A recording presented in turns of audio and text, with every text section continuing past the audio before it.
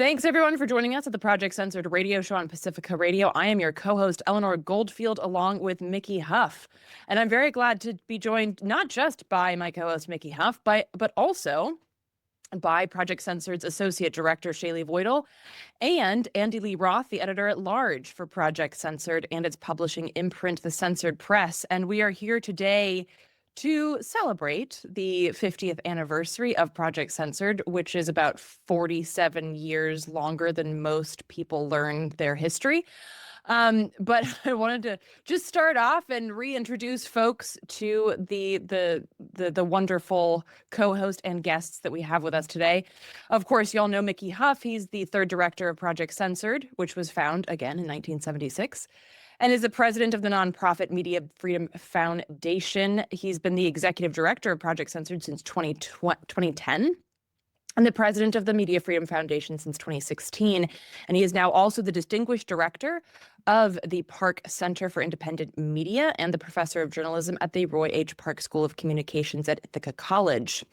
He is the co-founding host and executive producer of the Project Censored show since 2010. And the new book is Mickey's 17th yearbook, 20th overall co-authored or co-edited, so not too shabby. Shealeigh Voitl is Project Censored's associate director and co-editor of the yearbook series, State of the Free Press. And Andy Lee Roth is, again, the editor-at-large for Project Censored and its publishing imprint, The Censored Press. He's co-editor of Project's State of the Free Press yearbook series and co-author of The Media and Me, a guide to critical media literacy for young people. Andy started working with the project in 2006 and served as associate director from 2012 to 2024. Thanks, y'all, so much for being here. This is going to be an awesome hour-long special. And I wanted to start off, as we do so often on Project Censored, to contextualize the now by looking back. So, Mickey, over to you to kind of place us in our time and place here by looking at the history of Project Censored.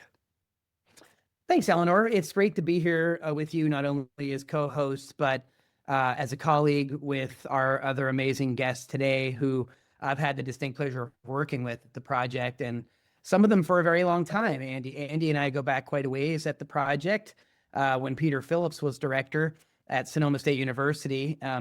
Going back further, let's go ahead and just see it's going to be 50 years next year, next summer, next fall, that 50 years ago, Carl Jensen, who had come out of a media background and sort of in midlife shifted careers to academia as a communication scholar and someone who does sociology around media.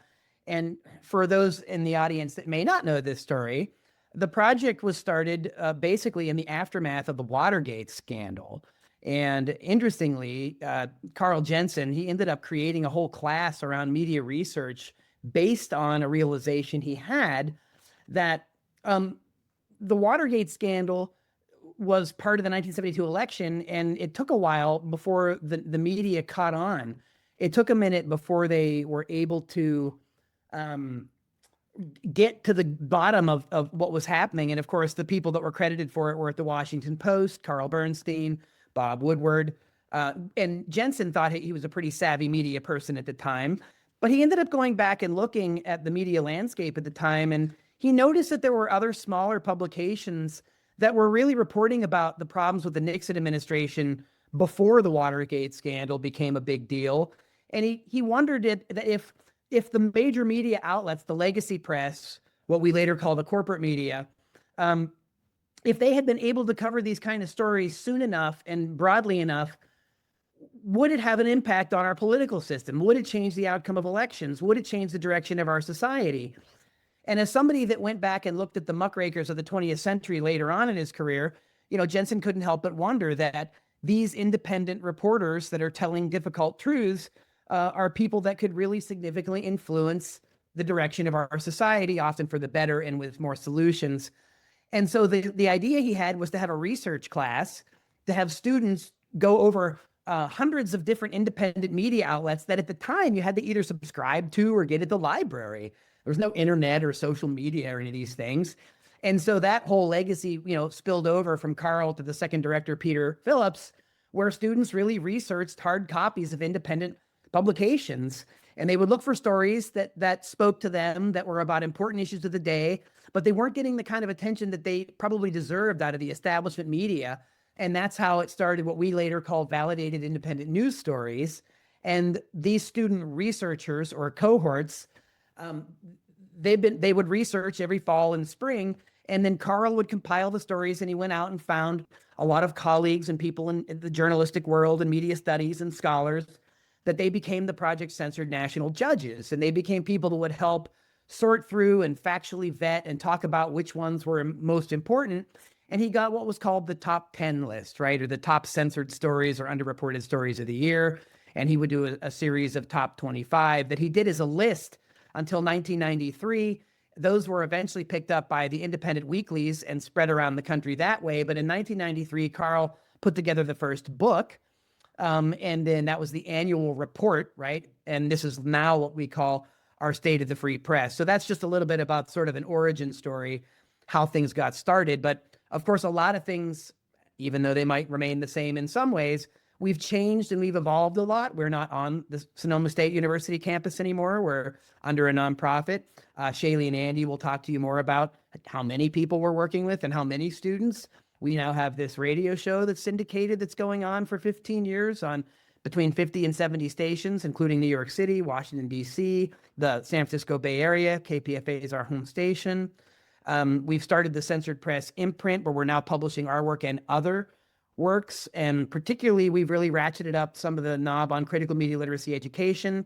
Andy and Shealeigh on their frame checking guide, in particular this last year. So we've kind of gone full circle back to a lot of the roots of Carl on news media and news literacy, which is kind of how we started. And, you know, each anniversary we've often had these rhetorical kind of questions of saying, will Project Censored be needed in the future?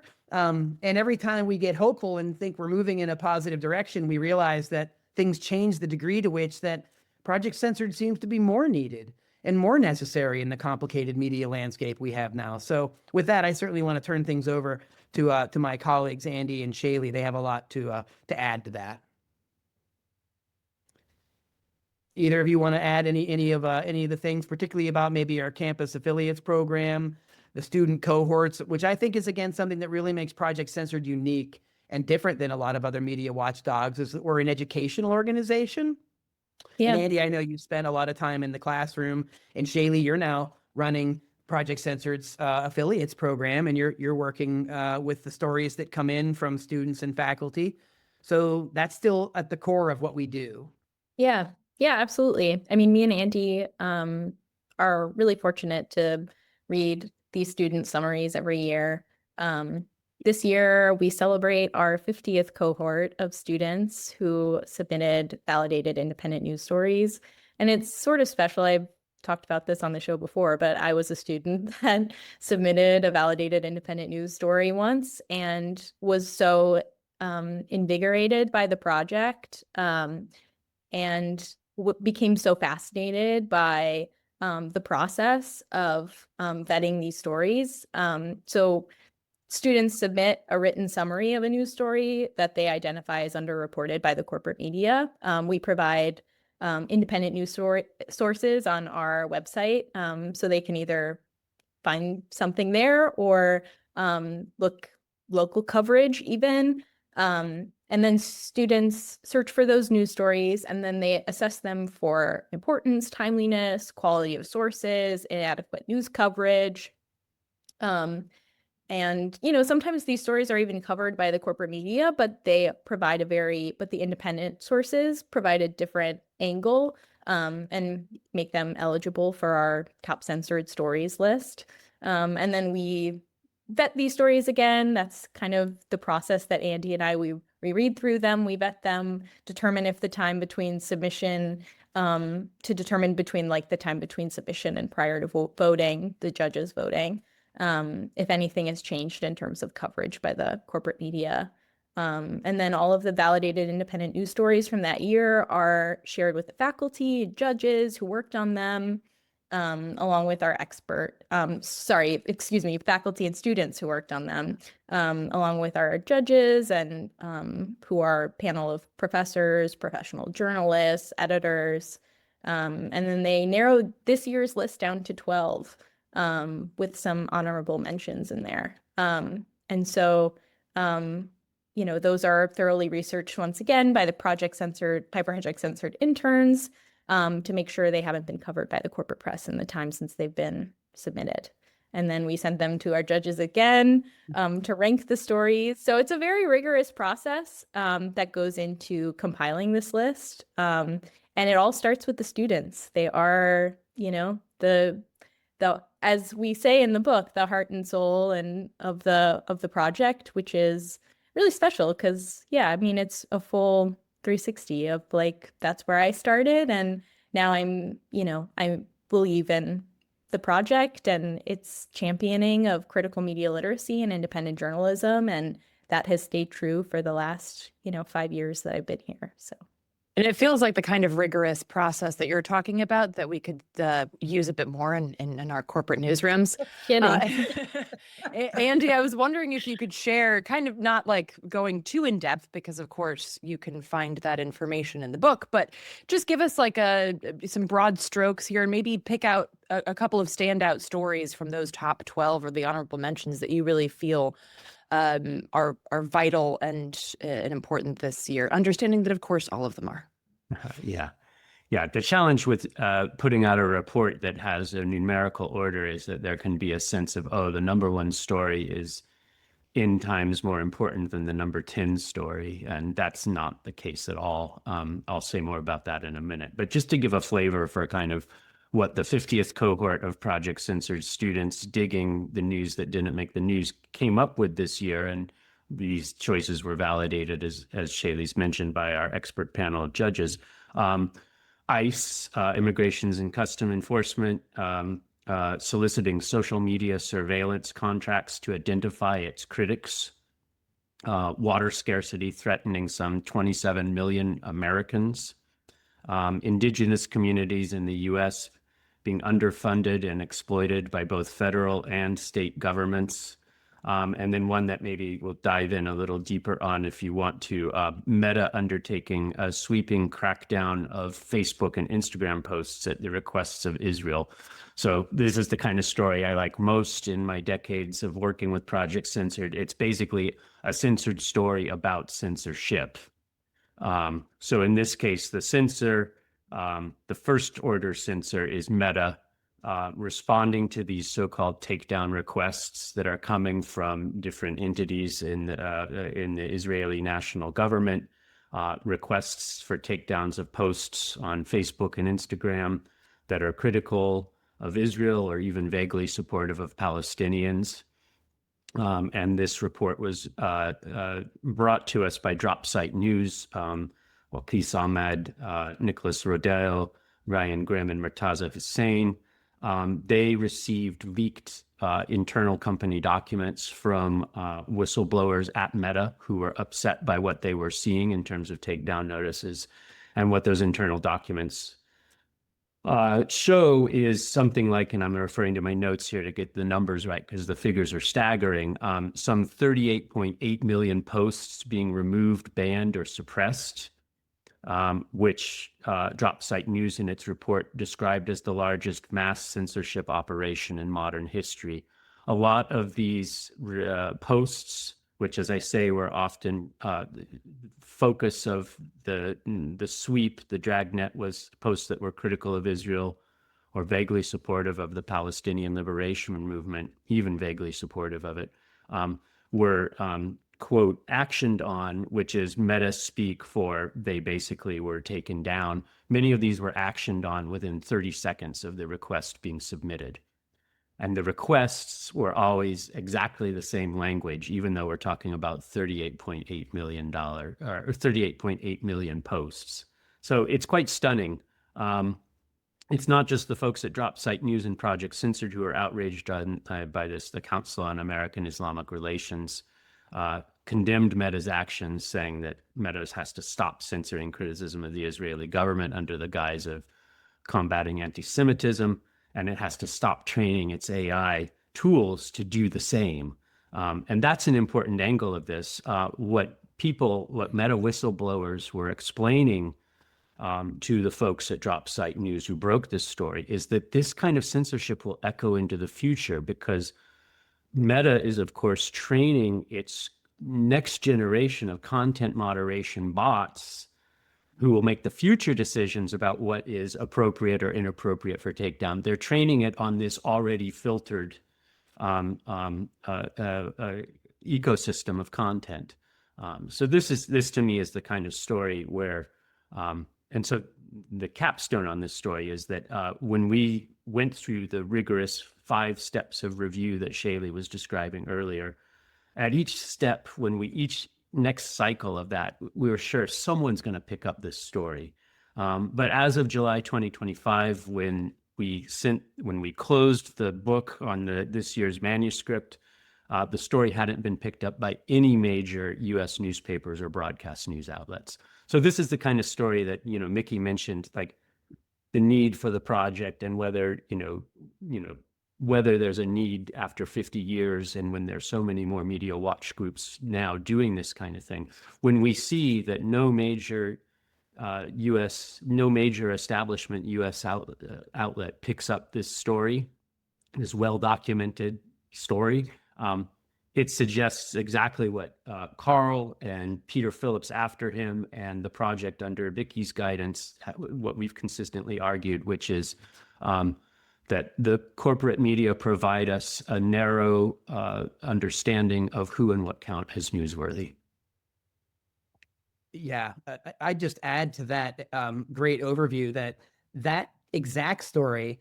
If you helicopter out a little bit, what we then see is that other big tech firms and media outlets are often aware that these things are happening because they're common practices across platforms. So, we can go back to the 80s with Ed Herman and Noam Chomsky's propaganda model.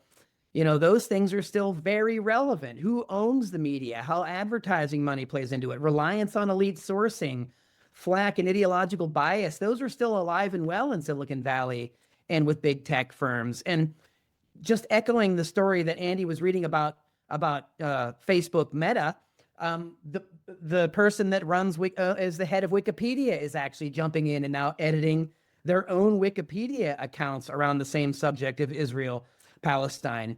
The main reason that the US Congress went after TikTok, because it was Chinese company owned it, was because of the material that was coming out about the genocide taking place in the Middle East. So it's again, the interesting thing about a lot of the project stories over the years is, even if students and faculty and others will hone in on a particular example, which is historically very important, it's also important to take notes on the power dynamics and the things that are involved, because they often just have tributaries out into the rest of the society that impact many other similar stories. And I know that, Carl and Peter dealt with problems early on about, well, it's not really censorship then, is it? Because the Drop Site News people pulled it, and now you're reporting about it, and now you're on the radio. But the idea of censorship is that anything that interferes with the free flow of information in a society that purports to have free press systems, it's not necessarily just the black hand that comes from government and you never see the story, though we know that happens because of whistleblowers, whether it's Dan Ellsberg or Julian Assange, right? We know that happens, but it's a far more insidious and pervasive type of propaganda and suppression of information, censorship by proxy through the corporate sector. That's the kind of censorship that we really have in the United States. And the fact that we have a First Amendment looks great on paper, but it doesn't protect itself or enforce itself, and it doesn't oft apply then. Prior restraint doesn't apply to these private sectors that own the media. And so, I think Carl was trailblazing in a lot of ways with the way he thought about what the media didn't do. And if you take a look at some of the early people that really were supporters of Project Censored, they included none other than I.F. Stone, the great muckraker. Walter Cronkite, who was at CBS, was, an early supporter of what Carl was doing, as was Hugh Downs at ABC, which is actually really interesting in one way. But you remember historically, Walter Cronkite was censored by the Nixon White House. The Nixon's White House actually called the president of CBS to kill stories on Watergate. So Walter Cronkite actually had firsthand experience with how government could actually influence media and cause censorship. But I think Carl was on to a so much bigger idea about the underreporting of stories. And I think that's why the project still maintains such relevance today. Yeah, absolutely. And I kind of want to piggyback on what you're talking about, Mickey, as well, and bring in how junk food news relates to this, because and I'm just going to pull a brief quote from the junk food news chapter. Quote, "After 50 years of Project Censored calling out blatant media incompetence, you'd think they'd hear us by now. But it's not just incompetence, it's complicity. When newsrooms prioritize spectacle over substance, they help normalize authoritarianism by keeping the public fixated on the absurd instead of the alarming. While the establishment press devoted a disproportionate amount of space and time to junk, it was neglecting consequential stories about public policy, the distribution of power and wealth, and attacks on freedom of expression," end quote. So I wanted to have y'all weigh in on how this complicity, that Mickey was talking about, this censorship, this lying through omission, etc., how that then relates to junk food news, because you got to fill the time with something, right? So it might as well be Taylor Swift or Elon Musk and Trump's lovers tiff. Yeah, totally. I mean, I think too, what's cool about the junk food news chapter is, we kind of remind readers that it is okay to indulge in these in reading and watching and listening about celebrity gossip and entertainment related stories. But what's really important is also to recognize that some of these stories are overrepresented in these outlets. And that forces out coverage of news that, like you said, affect our daily lives. But I think, too, this junk food news chapter this year and last year and the year before teach us that even some of those celebrity gossip stories are things that we can learn from, and point out some of the ways that corporate media undermined systemic progress and shape cultural values in a really deep and powerful way. But, this year we saw our federal government and colleges and universities across the country censoring and punishing students engaging in pro-Palestinian activism. For example, Tufts grad student Rumeysa Ozturk was abducted by ICE agents on her way to dinner with friends for having published an article a year prior that was critical of Tufts' ties to Israel. And she was detained in a facility in Louisiana for more than 6 weeks. The Independent Florida Alligator, which is the University of Florida's student newspaper, broke a story that found that the university was collaborating with ICE to enforce immigration policies on campus, which effectively sold out their students. And by mid-April 2025, Trump had terminated more than 4,700 student visas within the Student and Exchange Visitor Information System. And many of these were challenged in subsequent lawsuits, which forced the administration to kind of temporarily reverse its actions. But the chilling effect persisted, particularly for student journalists. And this is something that we talk about in the junk food news chapter this year, is that meanwhile, corporate media was covering a supposed feud between Rachel Zegler and Gal Gadot, both of whom starred in the live action Snow White movie, which came out earlier this year. Zegler vocally supported a free Palestine, which Variety claimed put her Israeli co-star Gadot in danger. And then Variety framed Zegler's support for the people of Palestine as controversial and misguided, and Gadot's advocacy exclusively for the Israeli hostages as noble. And this cements a narrative in people's minds where pro-Palestinian activism is cast as disruptive, career jeopardizing, and inherently anti-Semitic. But we know that this kind of coverage only encourages silence, and undermines the progress that we hope to see in our free press. And fortunately, there are public figures like Zegler, who refuse to be silenced when it comes to doing what is morally right. However, there are others who are less protected when advocating for Palestinian liberation, including the countless international students who waited in limbo and faced grave consequences for exercising their right to free speech. And because of corporate media's shoddy coverage, we may never know their stories. And so we also discuss in this year's chapter the lack of analysis of the Department of Education's defunding, in contrast with the ample space and time devoted to covering the Kendrick Lamar and Drake beef, and also Elon Musk's rise and ultimately fall in political authority after establishing himself as like this eccentric celebrity figure. But yeah, I mean, I think there's always this complicity that the media insists on, covering these celebrity entertainment, political theater stories, so that they, that is easier than investigating some of these stories that affect all of our lives, and marginalized communities that we see obviously in the top 12 stories. Andy, do you want to add anything to that?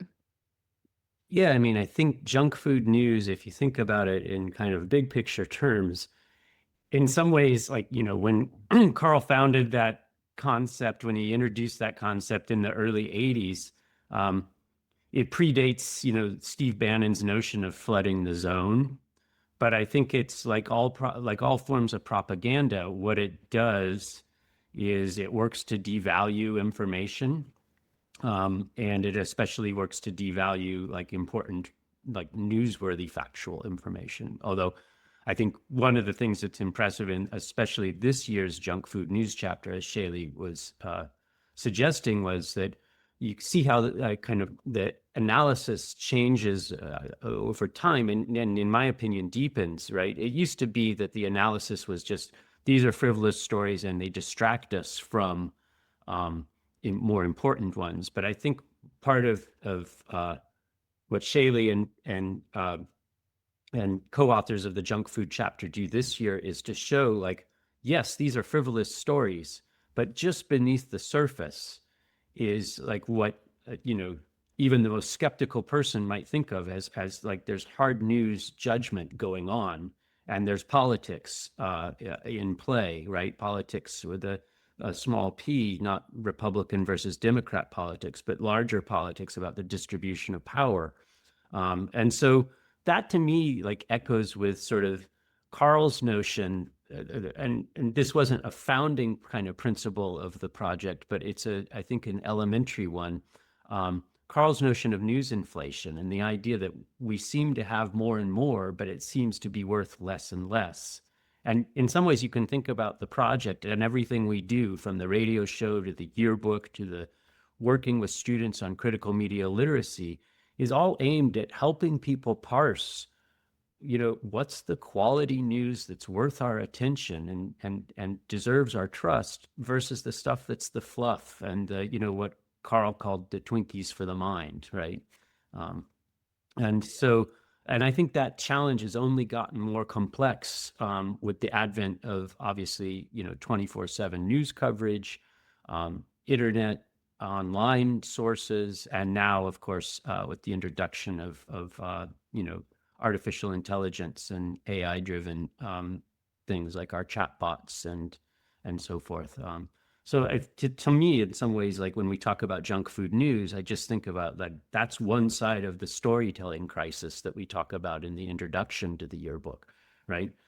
Borrowing from Rebecca Solnit, who says every crisis is in part a storytelling crisis, we reflect on, well, what kind of storytelling crises has U.S. journalism faced, is facing, and will face? And some of those are obviously, one form of storytelling crisis is omission, right? Simply not telling stories that the public needs to know in order to be informed and engaged.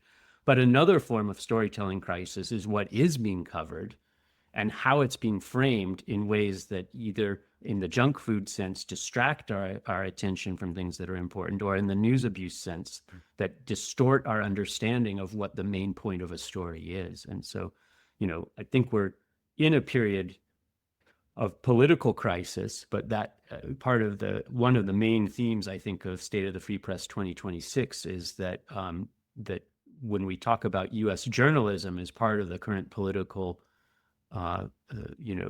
ecosystem landscape, that we're talking about what has been a storytelling crisis. And this is what Project Censored has been documenting. When we talk about 50 cohorts of students documenting these stories, what we're really talking about is a kind of a living database of the establishment news media's blind spots and third rail no-go zones.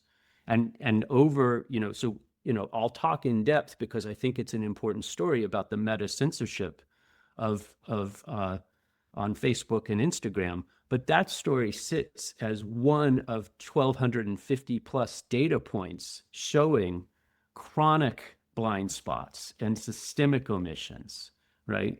But you don't know that if you just pay attention to the news in a non-reflective way, because there's a steady flow of dramatic and sensational and novel things coming at you. And that's where I think the critical media literacy aspect comes in, which is that when you begin looking systemically and comparatively, as junk food news does, right? Well, while this was making headlines, this was going on. And it's the old magician's trick, right? The action is over here, but the distraction is off there, right?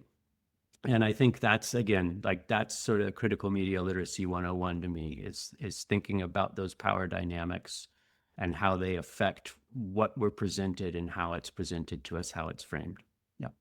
Yeah. And just to add briefly to that, I think that when we take the project's annual yearbook as a whole, I think it collectively shows us these things. And I know for years, Andy would talk about how what we do at the project is both critical and affirmative, how we critique the corporate media for what they don't do enough of, and for what they do decide to do as propaganda.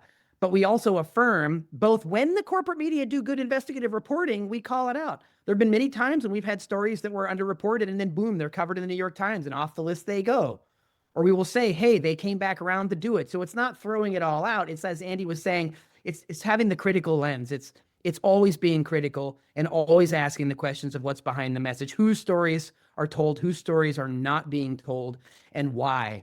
And, in 2000, early 2000s, Peter Phillips came up with the news abuse category to separate away some things from junk because they weren't really that junky, like the O.J. Simpson story, was a serious case, but the way it was covered was so sensational, right? For example, that it really took away from what it was about. And not to mention that it took away from all kinds of other stories. It just sucked all the air out of the room, right?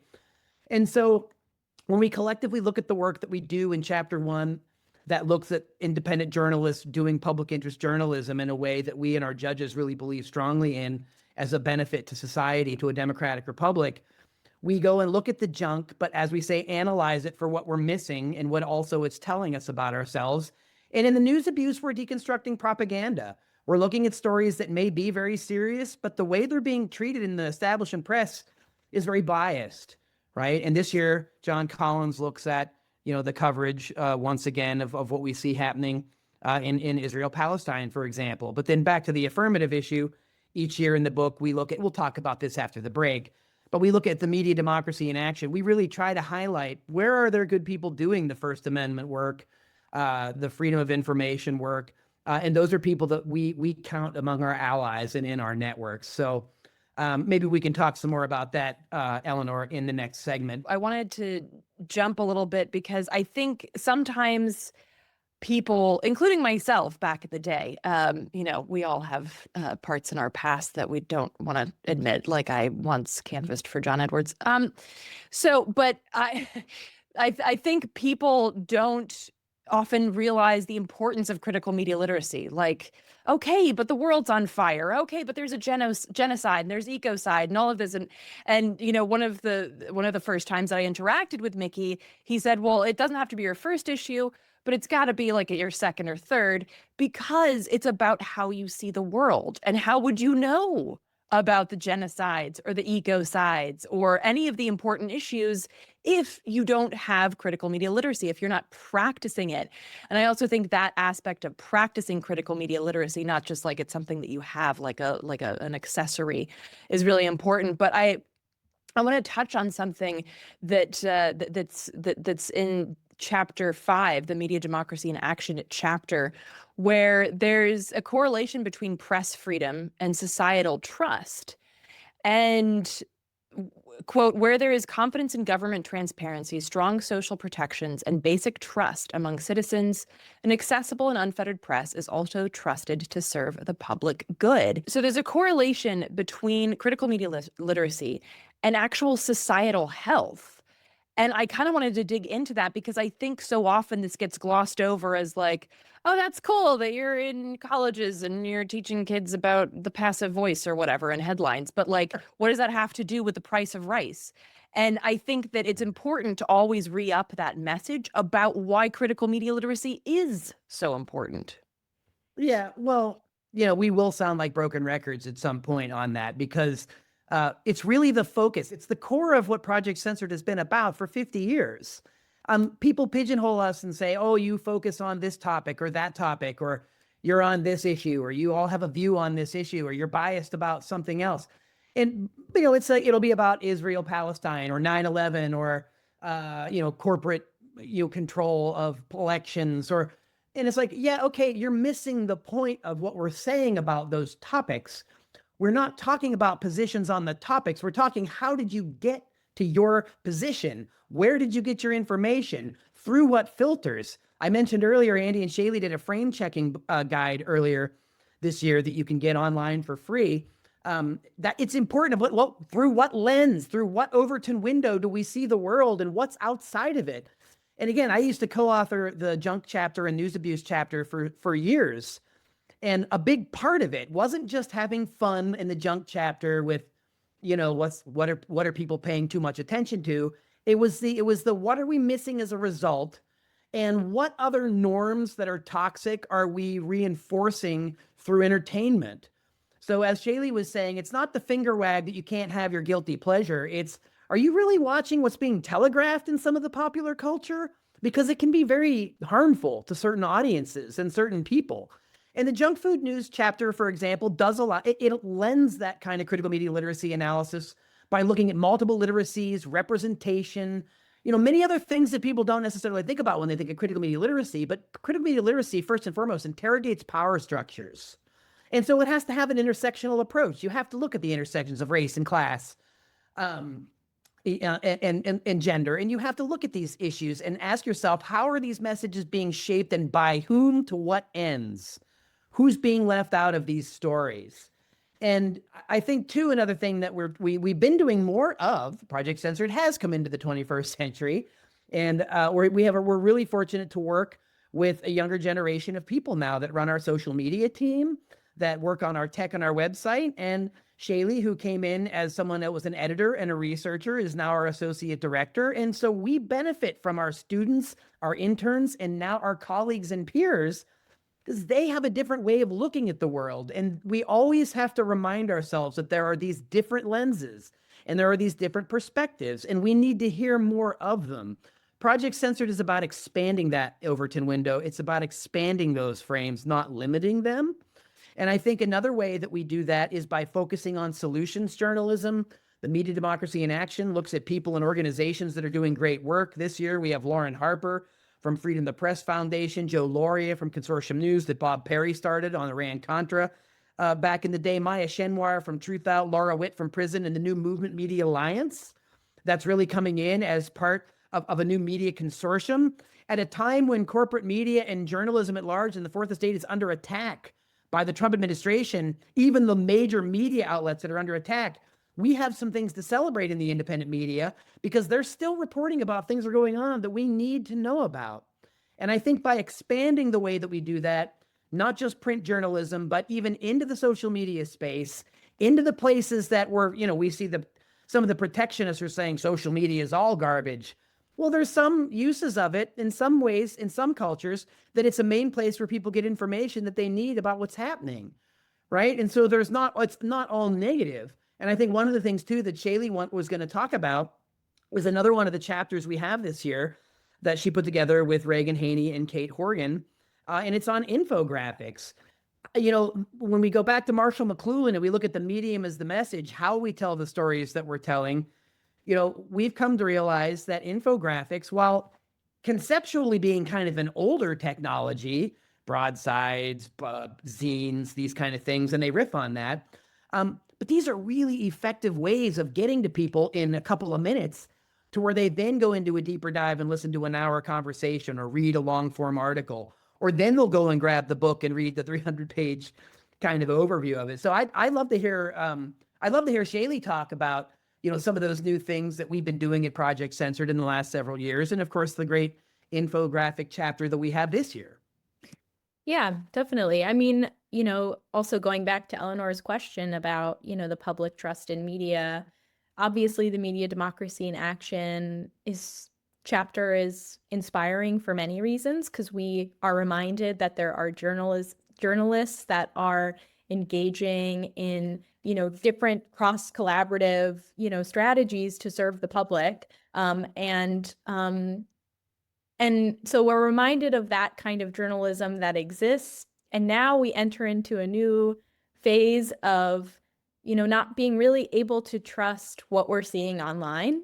And Reagan Haney, who Mickey mentioned, is our Project Censored social media manager, has done such an excellent job designing these comprehensive and totally readable infographics, which unpack a variety of topics, critical media literacy lessons, and corporate media's shortcomings in covering news events. Most recently, Reagan made a graphic discussing corporate coverage of the typhoon that swept through Alaska's western region, which outlets said tore through remote coastal communities, but neglected to mention that nearly all of the communities affected were indigenous. And then, this coverage framed this disaster as an isolated event, disconnecting it from the broader reality of, the climate crisis.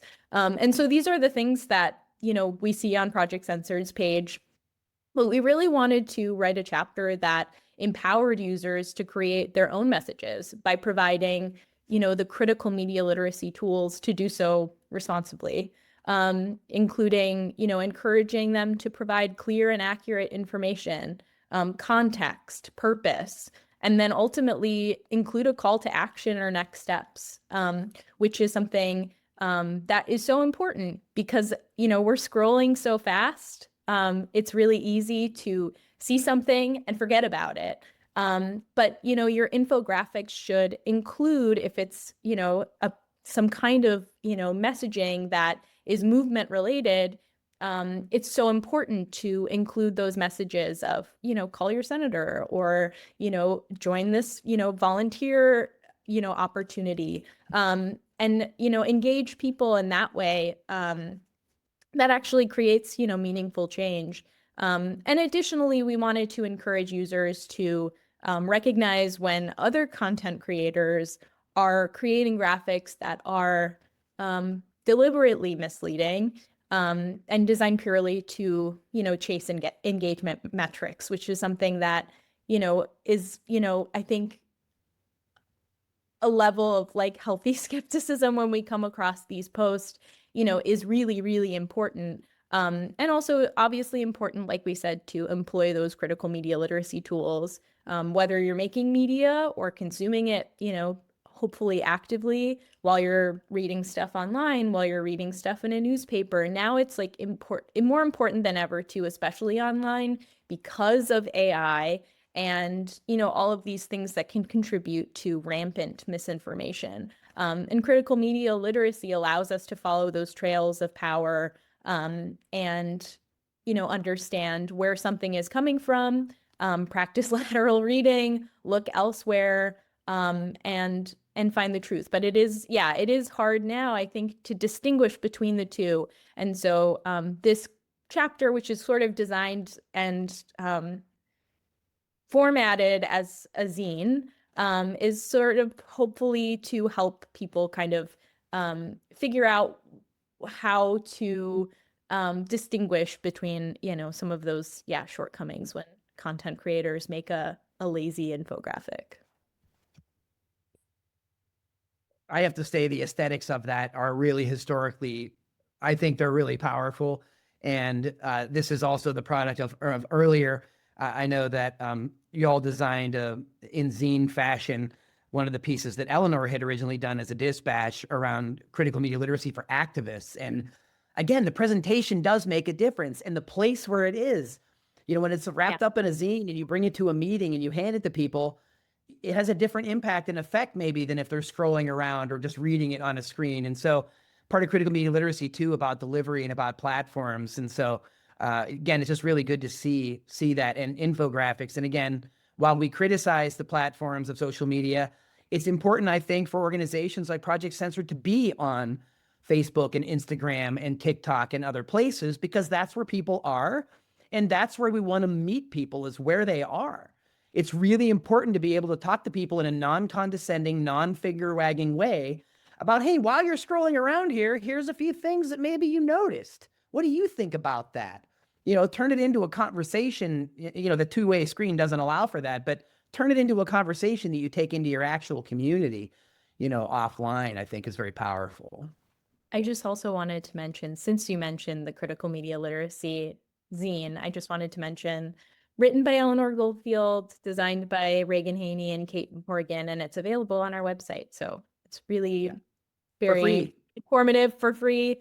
And it's just it's a cool zine. It's a Dude, really it's so cool. zine. Takes my words and makes them look really cool. The design work, I think, is amazing in the zine, in that zine, and again in the graphics chapter, is really eye-catching, which in and of itself, not to make a double entendre here, but it's very meta, right? You're talking about infographics, and here you are making infographics about that and kind of proving to people, hey, see how you just got caught there? And what does that say when we have these devices where it goes that quickly as opposed in a book? I mean, it really is a moment for reflection, which of course is the other part, another huge part of Project Censored, is having that time to reflect. And Andy, I wanted to pass it over to you to talk a little bit more about these things that we've kind of been bouncing around here: media democracy in action, critical media literacy, those type of things. Yeah, I mean, I think one of the things, picking up on what Shealeigh was just saying, is I think a lot of people are tuning out news because they find it depressing. When I was teaching Project Censored in sociology classrooms to introduction to sociology students, when we got to the section of the semester where we got to do media and news and journalism, I knew the students pretty well, and they would answer candidly, and they would tell me, it's too depressing. I don't read any news really, or I try not to read news because it's discouraging. And my answer was always, well, maybe you're not seeing the right kind of news. And I don't mean that in an ideological sense, like that you're paying attention to MSNBC when you should be watching Democracy Now! I mean it more along the lines of solutions journalism and the principles of solutions journalism, with the idea that not all news has to be focused on problems, that we can focus on problems by addressing and by highlighting communities where people are finding real answers to the problems that face them, and people are working together to address and respond to those problems. And so I think the fanzine for activists, the great thing about that, well, there are many great things about it, but one of the great things is it's saying you can do this. Here's some things you can do. And this is a hallmark of solutions journalism as well, where almost every solutions journalism story is saying, here's what one community did, and here's how it might work in other communities, as well as an honest acknowledgement of what some of the limitations of that solution might be, right? So it's not pie in the sky. It's not frivolous. It's serious and it's honest about what it's doing. And I think, going back to, if we talk about 50 years of top censored story lists, and Mickey was talking about critique and affirmation, it's easy to think okay, well, we see a lot of the same story themes today that were story themes in yearbooks from the 90s or the noughts or the teens, and even back before there was a censored yearbook, story lists from the 70s and 80s. And it's easy to say, oh, well, that's kind of discouraging. Nothing changes, right? Nothing new under the sun. But I think that's a half-empty glass way of looking at it. We'd be really in trouble. We'd be totally cooked if we didn't know about these stories at all. And the half-full way of thinking about each year's story list and other elements of the book that are, on the face of it, critical, excuse me, is to think, thank goodness for the intrepid individual reporters and the independent, in the true sense of the term, news outlets that are still out, on the beat covering these stories. And we'd be in real trouble, as bad as things are now. And I think they're as bad as they've ever been in my lifetime, for the country as a whole. As bad as they are, we'd be even worse off if we didn't have this thin but hopefully durable thread of truly independent journalism running through. And part of what Project Censored does is try to amplify those voices and to provide them a more prominent platform. I always think of this as the difference between the corporate news is like going to McDonald's. You know what you're going to get. It's the same everywhere. It's not at all fresh. It's probably not healthy, but it's cheap and easy. And the kind of news stories and the news outlets that Project Censored holds up and champions are more like the farmer's market, right? There's the notion that it might cost you more. You may have to think a little, right? But overall, like, you'll be more satisfied. You'll be healthier. You'll be able to be in contact with the people who are sourcing your news for you, right? All the things that are said about farmers markets maybe work for independent journalism as well. And you can see that, for instance, Substack, right? The way people are pivoting to Substack, that's not a perfect solution. But one reason that I think that's popular with journalism and people who are serious about finding high quality journalism is it allows that connection in a way that a big corporate entity just isn't going to be interested in promoting, even if they could provide those kinds of close contact. So yeah, I think about those issues a lot in terms of it's easy to be discouraged these days. And some of that is baked into the 24/7 news cycle, where reporting is so fast that there's no time to actually recognize the change that's happening. But that's not the world. That's the way those outlets are covering the world. And solutions journalism and the kind of independent news outlets that we list on our page, where we have recommended outlets, and the kind of outlets that show up in our stories every year and in the Media Democracy in Action chapter, they're not on that 24/7 hamster habit trail spin wheel, right? They're doing stuff that is working on a time frame that's long enough to recognize change. Again, I mentioned Rebecca Solnit in Storytelling Crises earlier. She says in that book of essays, No Straight Road Takes You There, the short-term view builds despair because we can't see the change that's taking place when it's pummeling us, when the news is pummeling us all the time. And that's why at Project Censored, we half jokingly, half seriously talk about, we have a 52-12 news cycle, right? 52 weeks, 12 months in the year. We put out one yearbook a year. We pack a ton into it. But the reason that we're not trying to chirp all the time about this and that and the other, hot takes and so forth, is that it takes time to analyze carefully what's going on, right? And it takes the perspective that comes with some distance, some temporal distance, to understand, oh, this is a trend and here's how it's playing. And that doesn't necessarily like resonate for a lot of people who want that hot take, that quick fix. But that's what we've been doing for as long as I've been involved in the project. And I think that's probably where we're headed for, if there is a next 50 years for Project Censored, that's probably the path we're working on. Yeah. Yeah, one of the things that Project Censored has long done, and Steve Masick has done this with us for a long time, is look at what's called the censored deja vu. What's happened to previously censored stories? And that's not done in a cynical way. It's just, when we do find stories that do languish in obscurity, it seems, but it's another opportunity to bring them up and bring them to light and bring them to further attention. But we also find that some of the past stories do get some coverage. And maybe they even get momentum that makes positive impacts and real changes. So it's what are we focusing on? We have a negative news cycle, a negative news bias. So it's important, I think, that we try to do this more consciously at the project and in all of our related work in critical media literacy, connected to solutions journalism, that we're looking for ways that people can avoid despair. There is hope, and there are people doing great work. The Media Democracy in Action chapter houses that every year. This year, Like I mentioned earlier, we had Ryan Grimm from Dropsite that Andy already mentioned in one of the stories for Meta. I mentioned Joe Lauria Consortium and Lauren Harper, Jody Rave Spotted Bear, Indigenous Media Freedom Alliance. Misha Garkulis has been doing that chapter with us for several years. And these are some amazing people and organizations that are doing work. When people say there's one group of people that are like, censorship in America, it doesn't happen. But there's other folks that have become so jaded by it that any critique of it is like, well, what do you expect? And of course they're lying. And of course they didn't cover it. I mean, I understand that people have that attitude, but it's kind of back to Andy riffing on the glass being half empty or half full. If you look at the Media Democracy in Action chapter and you look at some of those people, I know, and Andy, you wanted to mention something about Maya Shenwar and Laura Witt, I believe. There's very important and positive lessons that they're not just telling us as platitudes. Their work is living examples. It's an example of it.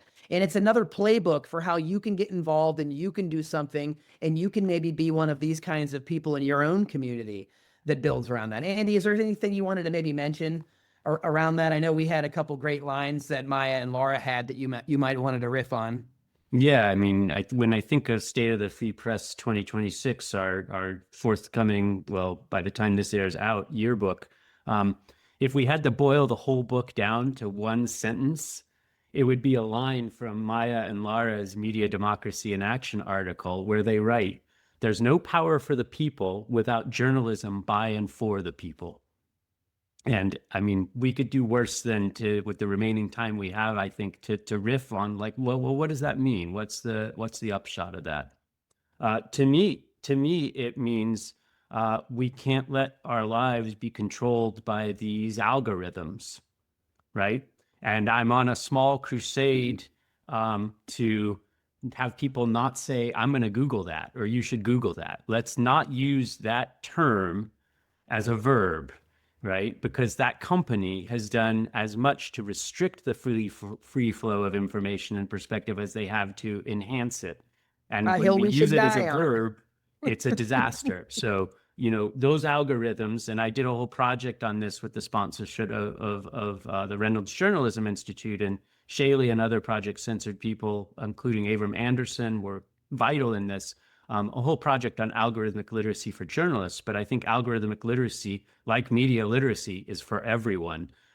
So when we say by and for the people, the algorithms are not by and for the people. They're a long ways from it, especially in their impacts on journalism and the potential for journalists to do work in the public service.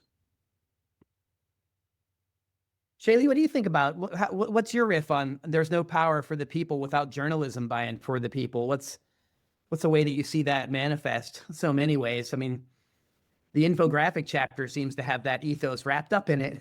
No, truly. I mean, I think, you know, it reminds me of something in the introduction that Mickey and Andy and I wrote, which is, you know, if censorship today is more insidious than ever, then the resistance must be more interconnected, more imaginative, and more committed to collective truth-telling. And I think we see that represented throughout the book of, you know, these independent journalists that are taking seriously their roles to, you know, serve and inform the public, not only obviously in the, you know, authors of the Media Democracy in Action chapter, but throughout the book, all of the independent outlets that are listening to people's concerns and responding to those needs, and that actively shapes culture. And so I think, you know, it is obviously has been a very bleak year. There have been a lot of, you know, it represented in the top 12 very disheartening and devastating stories. But I feel hopeful in the work that is being done by independent journalists and our students who are curious and asking questions and challenging dominant narratives, and not accepting them anymore. So I think, you know, that is the central, you know, mission and guiding light for the project. And it has been for the last 50 years. And so, yeah, I feel, even though in the face of, you know, some of the darkness of what's, you know, in this year's book, I do feel encouraged still, fortunately. Yeah, and I think too with that, something that has kind of been dancing around this for me as somebody who is a journalist that is I come at journalism from a community organizing perspective.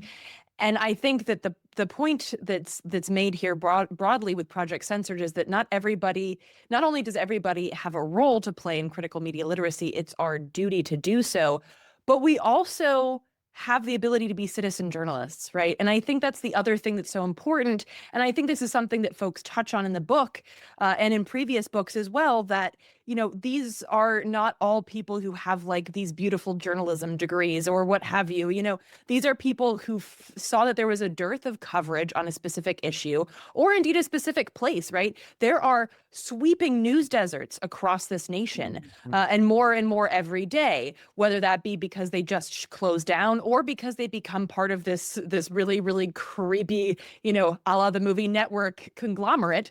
And I think that it's important to note that people can engage in citizen journalism just by filling that void. And it doesn't have to be this fancy thing. You don't have to be the next Cronkite. Like, it doesn't have to be that heady. And so I think that that's also an important aspect about this nuance here and this give and take, that we take in a lot of media, but we can also give a lot of media. And with that understanding, how we create infographics or how we frame a story. And also, as the framing, as your framing work points out, there's no such thing as objective. There's no such thing as something without framing, right? Everything has framing. It's just a matter of being transparent. And that also then will drive the trust in media up. If everyone's just honest, like, yeah, I'm coming at it from this perspective, so just get ready.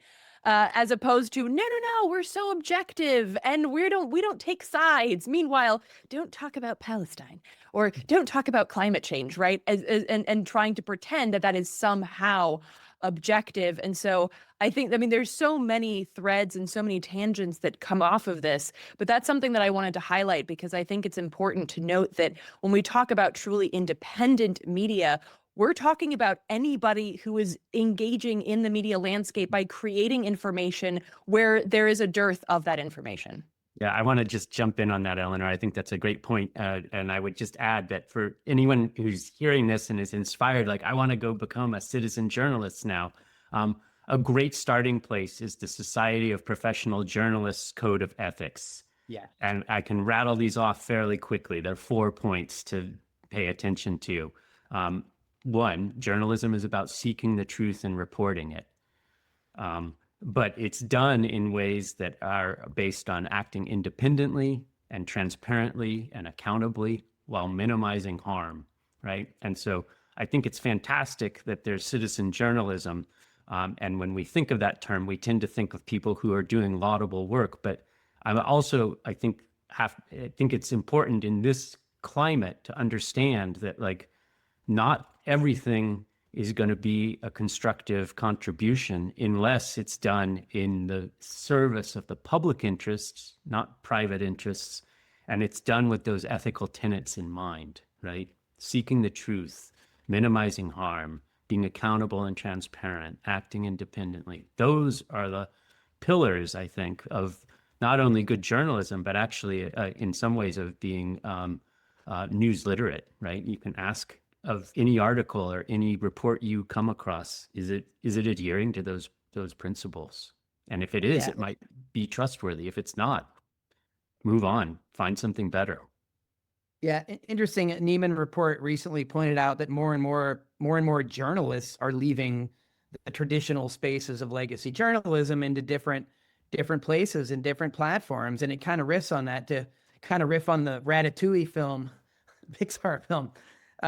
Not everybody can be a good journalist, but a good journalist can come from anywhere, right? And that's the citizen journalist ethos. And Carl Jensen had a great line that we often go back to, and this one more specifically is targeting our educational systems that were responsible for churning out journalists. Are they churning out journalists, or are they churning out stenographers that collect paychecks in maintenance of power? as Andy was saying, are they writing in the public interest ethically, or are there other things that they're hiding behind the wall of objectivity where they're not being objective at all, right? And Carl once said that our J schools need to turn out more muckrakers and fewer buckrakers, right? That people really need, we really need to do that. And I'm at least right now privileged to be teaching in a journalism program where there's a whole the Park Center for Independent Media focuses on independent muckraking journalism, and exactly the kind of journalism that Project Censored has lionized for 50 years. And it's an honor and a privilege to be able to do that and to partner more between Project Censored and the Park Center. And I have to say that among the most positive things that I see are the work that the students are doing. It's the attitude they bring. It's the stories they do. We had so many great interns this past summer, students that did absolutely amazing dispatches and investigative work. And I don't mean just excellent work for students or interns. I mean, period. Full stop, high quality, public interest, ethical journalism. And if these students can do it, and if these young people can do it, what's wrong with people yanking down 6- and 7-figure salaries from some of these corporate media outlets? They can do it too, if they weren't restricted by, well, the invisible strings that seem to tie them. But again, I'm really proud to be part of Project Censored, and I couldn't be more honored to work with people like Andy and Shealeigh and our great team of people that put together the book, that work on the show. There really are people that care about this stuff. And I think that especially in negative times where there's a lot of tumult and things happening, it's really important to really kind of recharge by working with each other and focusing on the good things that we're doing, and by looking at people that we can help elevate and stories we can help amplify and platform to make a better world. Amen. And I think that's a beautiful place and way to end it. Thank you so much, Shealeigh and Andy, for coming on the show and celebrating with us and digging into and contextualizing the past 50 years of the project, which is amazing. So the new book is stayed at the Free Press, and it's out by the Censored Press. And y'all can go to projectcensored.org, or also go to the Censored Press, which is at censoredpress.org. And Mickey, anything else to take us out this week? No, I had to be here since I'm co-host with you, but I couldn't think of a better place to be with Andy and Shealeigh and you. It's really momentous that the project has been going on for 50 years with ups and downs. And I'm heartened by the support we get and the allies we have. And we really need that moving forward, because as Andy said early on, I think we really are facing some of the most significant challenges in the Fourth Estate that we've seen, and challenges to our republic that are, larger than we might even realize, So I think, as we often say, I wish there wouldn't be a need for a Project Censored for another 50 years, but the way things are going, I'm glad that we're here, and I'm glad that other folks are doing this kind of work with us. Absolutely. Thanks so much, y'all. Again, projectcensored.org and censoredpress.org. Until next time, stay critically media literate.